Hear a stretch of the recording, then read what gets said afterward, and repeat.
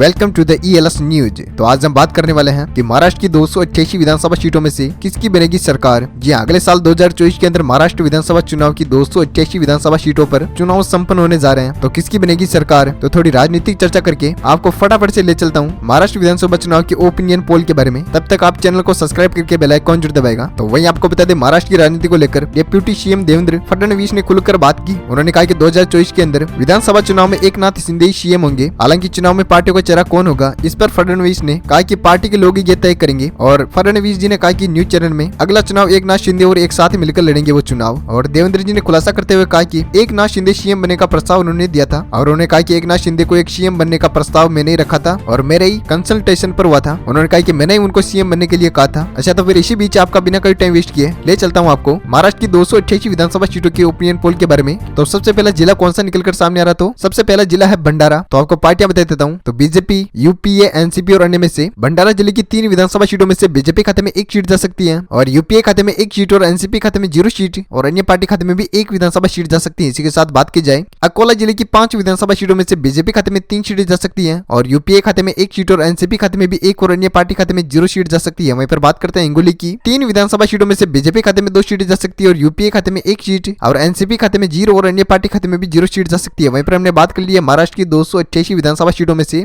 11 सीटों की। तो ओपिनियन पोल आपके सामने है। तो बीजेपी खाते में 6 सीटें जा सकती हैं और यूपीए खाते में 3 सीटें और एनसीपी खाते में 1 सीट और अन्य पार्टी खाते में 1 विधानसभा सीट जा सकती है। वहीं पर बात करते हैं अगले जिले सिंधुदुर्ग की 3 विधानसभा सीटों में से बीजेपी खाते में 2 सीटें जा सकती है और यूपीए खाते में 0 सीट और एनसीपी खाते में भी 1 सीट और अन्य पार्टी खाते में 0 सीट जा सकती है। वहीं पर बात की जाए गढ़चिरौली की 3 विधानसभा सीटों में से बीजेपी खाते में 1 सीट जा सकती है और यूपीए खाते में भी 1 सीट और एनसीपी खाते में भी 1 और अन्य पार्टी खाते में 0 सीट जा सकती है। वहीं पर बात की जाए भिंड की 6 विधानसभा सीटों में से बीजेपी खाते में 3 सीटें जा सकती है और यूपीए खाते में 2 सीटें और एनसीपी खाते में 1 सीट और अन्य पार्टी खाते में 0 सीट जा सकती है। इसी के साथ महाराष्ट्र विधानसभा सीटों की 288 विधानसभा सीटों में से हमने बात कर ली है 23 सीटों की। तो बीजेपी खाते में 12 विधानसभा सीटें जा सकती है और यूपीए खाते में 6 सीटें और एनसीपी खाते में 4 और अन्य पार्टी खाते में 1 सीट जाती नजर आ रही है। इसी के साथ बात की जाए अगले जिले वर्धा जिले की 4 विधानसभा सीटों में से बीजेपी खाते में 2 सीटें जा सकती है और यूपीए खाते में 1 सीट और एनसीपी खाते में भी 1 सीट और अन्य पार्टी खाते में 0 सीट जा सकती है। वहीं पर बात करते हैं वासीम की 3 विधानसभा सीटों में से बीजेपी खाते में 1 सीट जा सकती है और यूपीए खाते में भी 1 सीट और अन्य पार्टी खाते में भी 1 विधानसभा सीट जा सकती है और अन्य पार्टी खाते में 0 सीट जाती नजर आ रही है। वहीं पर बात करते हैं अगले जिले दूल्हे की 5 विधानसभा सीटों में से बीजेपी खाते में 3 सीटें जा सकती है और यूपीए खाते में 1 सीट और एनसीपी खाते में 1 सीट और अन्य पार्टी खाते में 0 सीट जा सकती है। इसी के साथ महाराष्ट्र की 288 विधानसभा सीटों में से 35 सीटों की हमने बात कर ली है, जिसमें से बीजेपी खाते में 18 विधानसभा सीटें जा सकती है और यूपीए खाते में 9 सीटें और एनसीपी खाते में 7 विधानसभा सीटें जाती नजर आ रही है। साथ ही अन्य पार्टी खाते में 1 सीट जा सकती है। इसके साथ बात करते हैं अगले जिले नादिया जिले की 4 विधानसभा सीटों में से बीजेपी खाते में 2 सीटें जा सकती है और एनसीपी खाते में 1 सीट और यूपीए खाते में 1 सीट और अन्य पार्टी खाते में 0 सीट जा सकती है। इसके साथ बात करते हैं अगले जिले नंदुबार की 4 विधानसभा सीटों में से बीजेपी खाते में 2 सीटें जा सकती है और यूपीए खाते में 2 सीटें और एनसीपी खाते में 0 सीट और अन्य पार्टी खाते में भी 0 सीट जा सकती है। वहीं पर बात की जाए अगले जिले परभनी की 4 विधानसभा सीटों में से बीजेपी खाते में 2 सीटें जा सकती है और यूपीए खाते में 1 सीट और एनसीपी खाते में भी 1 और अन्य पार्टी खाते में 0 सीट जा सकती है। इसके साथ बात करते हैं अगले जिले जलना की 5 विधानसभा सीटों में से बीजेपी खाते में 3 सीटें जा सकती है और यूपीए खाते में 1 सीट और एनसीपी खाते में भी 1 और अन्य पार्टी खाते में 0 सीट जा सकती है। इसके साथ बात कर जाए औरंगाबाद की 9 विधानसभा सीटों में से बीजेपी खाते में 5 सीटें जा सकती है और यूपीए खाते में 2 सीटें और एनसीपी खाते में 2 सीटें और अन्य पार्टी खाते में भी 0 सीट जा सकती है। इसके साथ बात की जाए अगले जिले लातूर की 6 विधानसभा सीटों में से बीजेपी खाते में 4 सीटें जा सकती है और यूपीए खाते में 1 सीट और एनसीपी खाते में भी 1 और अन्य पार्टी खाते में 0 सीट जा सकती है। इसके साथ महाराष्ट्र की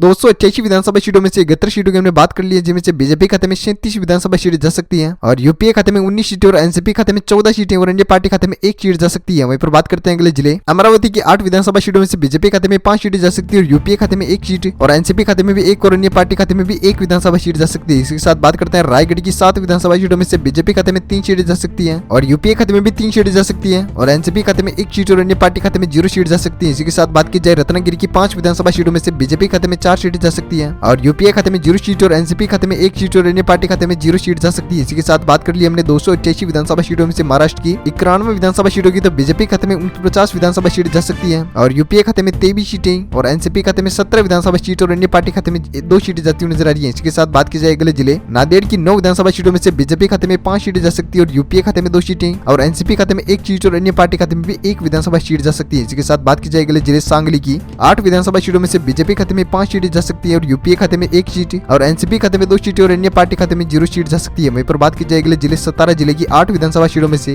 बीजेपी खाते में 5 सीटें जा सकती है और यूपीए खाते में 1 सीट और एनसीपी खाते में 2 सीटें और अन्य पार्टी खाते में 0 सीट जा सकती है। इसी के साथ हमने महाराष्ट्र की बात कर ली है 288 विधानसभा सीटों में से 116 सीटों की, तो बीजेपी खाते में 64 विधानसभा सीटें जा सकती है और यूपीए खाते में 27 सीटें और एनसीपी खाते में 22 सीटें और अन्य पार्टी खाते में 3 विधानसभा सीटें जाती नजर आ रही है। इसी के साथ बात की जाए अगले जिले पालघर की 6 विधानसभा सीटों में से बीजेपी खाते में 1 सीट जा सकती है और यूपीए खाते में 2 सीटें और एनसीपी खाते में भी 2 सीटें जा सकती है और अन्य पार्टी खाते में 1 सीट जाती नजर आ रही है। इसी के साथ बात करते हैं अगले जिले यवतमाल की 7 विधानसभा सीटों में से बीजेपी खाते में 4 सीटें जा सकती है और यूपीए खाते में 1 सीट और एनसीपी खाते में 2 सीटें और अन्य पार्टी खाते में 0 सीट जा सकती है। इसी के साथ बात करते हैं अगले जिले बुलढाना की 7 विधानसभा सीटों में से बीजेपी खाते में 5 सीटें जा सकती है और यूपीए खाते में 1 सीट और एनसीपी खाते में भी 1 और अन्य पार्टी खाते में 0 सीट जा सकती है। इसी के साथ हमने बात कर ली है महाराष्ट्र की 288 विधानसभा सीटों में से 136 सीटों की, तो बीजेपी खाते में 74 विधानसभा सीटें जा सकती है और यूपीए खाते में 31 सीटें और एनसीपी खाते में 27 सीटें और अन्य पार्टी खाते में 4 विधानसभा सीटें जा सकती है। इसी के साथ बात करते हैं अगले जिले चंद्रपुर की 6 विधानसभा सीटों में से बीजेपी खाते में 4 सीटें जा सकती है और यूपीए खाते में 1 सीट और एनसीपी खाते में 1 सीट और अन्य पार्टी खाते में भी 0 विधानसभा सीट जा सकती है। इसी के साथ बात करते हैं अगले जिले अहमदनगर की